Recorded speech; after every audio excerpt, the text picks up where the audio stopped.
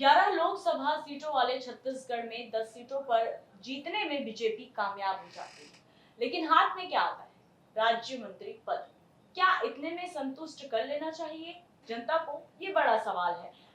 अब ये सवाल सिर्फ हमारा नहीं है, बल्कि ये सवाल छत्तीसगढ़ की उन तमाम जनता का है जो लगातार छत्तीसगढ़ की राजनीति से जुड़े हुए हैं और लगातार नजर बनाकर रखे। और कहीं ना कहीं उनका मानना ये भी है कि लोकसभा चुनाव में जो बीजेपी है उसका प्रदर्शन हमेशा अच्छा रहा है। भले इस बार बीजेपी ने 11 कमल खिलाने के दावे किए हों, लेकिन एक कमल खिलाने से चूक गई। लेकिन इसका मतलब ये बिल्कुल नहीं है कि बीजेपी कहीं पर भी कमतर है। लगातार हम देखें अगर छत्तीसगढ़ के लोकसभा चुनाव का इतिहास, तो कभी 9 कभी 10 सीटें जीतती आई है बीजेपी। अब छत्तीसगढ़ की जनता के लिए ये सवाल है और हम अपने चैनल के माध्यम से यही सवाल पूछना चाहते हैं और इसका जवाब भी मैं जानना चाहूंगी अक्षय आपसे। जब हम लाइव करते हैं, जब हम लोगों से बात करते हैं, तोखन साहू को यहाँ पर राज्य मंत्री बना दिया गया। लोगों की जो प्रतिक्रियाएं हैं काफी मिली जुली आई। वो हुँ, हुँ। खुश नहीं थे अक्षय। उनका कहना है कि हुँ, हुँ। छत्तीसगढ़ से ज्यादा डिजर्व करता है हर बार, आखिर राज्य मंत्री पद ही क्यों? तो आपको क्या लगता है कि राज्य मंत्री पद मिलने के बाद क्या छत्तीसगढ़ की जनता खुश होगी? देखो, जो अगर फौरी प्रतिक्रिया दी जाए तब इसमें हम देख रहे हैं कि छत्तीसगढ़ में हमेशा से एक परिपाटी बन गई है, समझिए, कि बस एक राज्य मंत्री का पद थमा देना है। बहुत सारे जो विश्लेषक हैं वो कहते हैं कि ये झुनझुना है। बिल्कुल। और हमारे दर्शक जब कमेंट करते हैं तो उसमें भी जो प्रतिक्रियाएँ आती है, उसमें कुछ कुछ प्रतिक्रियाएँ ऐसी थी कि भाई झुनझुना थमा दिया गया। एक अगर राज्य मंत्री बनाया भी गया तो कम से कम 2 लोग को बनाना चाहिए था, या तो फिर किसी को फुल फ्लेश्ड कैबिनेट मिनिस्टर बनाना चाहिए था। बिल्कुल। क्योंकि राज्य किसी एक सरकार के प्रति मुतमईन है, मतलब एक सरकार बनाने के लिए जो आवश्यक अंक चाहिए, नंबर चाहिए, वो जब राज्य ने दिया है, चाहे वो मध्य प्रदेश हो या छत्तीसगढ़ हो।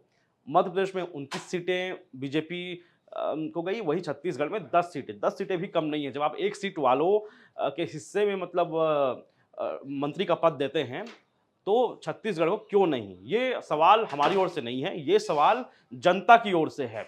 और जनता का कहना ये भी है कि एक तो भाई जातिगत समीकरण को लेकर तुहन साहू को बनाया गया, लेकिन साहू समाज वाले भी अब कह रहे हैं कि खाली एक ये राज्य मंत्री का झुनझुना मतलब दिया गया है। हालाँकि ये बात बहुत पहले से सोच और समझ ली गई थी कि इस बार वहाँ जिस तरीके से विधानसभा चुनाव हुए, विधानसभा चुनाव के बाद जो राज्य कैबिनेट है, वहाँ अरुण साव को डिप्टी सीएम बनाया गया, लेकिन और किसी को मंत्री नहीं बनाया गया बिल्कुल। साहू समाज से। लोकसभा चुनाव में भी एक प्रत्याशी ये लोग उतारे, तब कांग्रेस काफ़ी इसका एक तरीके से प्रचार करने लगी अपने फ़ेवर में और उनके खिलाफ, कि ये लोग अब साहुओं को उतना तवज्जो नहीं देते। हालाँकि ये स्थापित करने में कांग्रेस कामयाब नहीं हो पाई, लेकिन भीतर खाने, अंदर खाने साहू समाज के भीतर ये नाराज़गी बनी रही। अब उसी नाराज़गी को दूर करने के लिए एक राज्य मंत्री का पद दिया गया। ये तो हुई समाज की बात।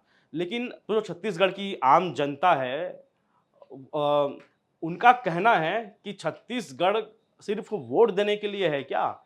छत्तीसगढ़ सिर्फ़ आपको सांसद चुनकर दे और आप सरकार बना लें, ऐसी बात है क्या? ये सवाल जनता पूछ रही है।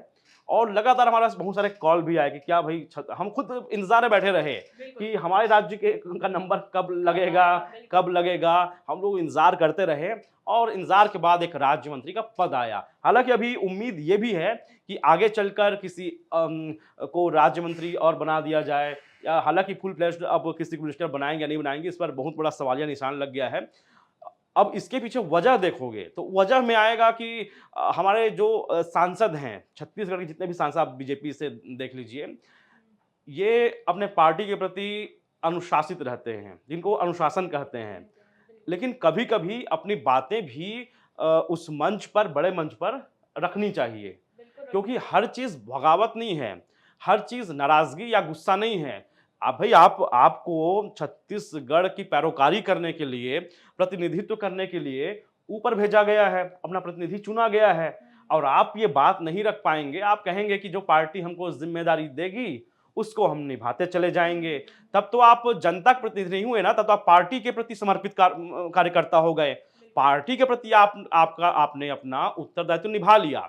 लेकिन उस उत्तरदायित्व को निभाने के चक्कर में जो जनता के प्रति आपकी वफादारी है उसको आप भूल रहे हैं, क्योंकि छत्तीसगढ़ की ही जनता है। हर एक व्यक्ति चाहता है कि उसका सांसद मंत्री बने बिल्कुल। और जो कम से कम काबिल है वो तो बने। भाई रमेश बैस लंबे समय तक देखते रह गए कि उनको शायद कोई बड़ा पद मिलेगा मिलेगा मिलेगा, नहीं मिला। अंतिम में राज्यपाल बनकर एक तरीके से राजनीति से वो सेवानिवृत्त हो गए।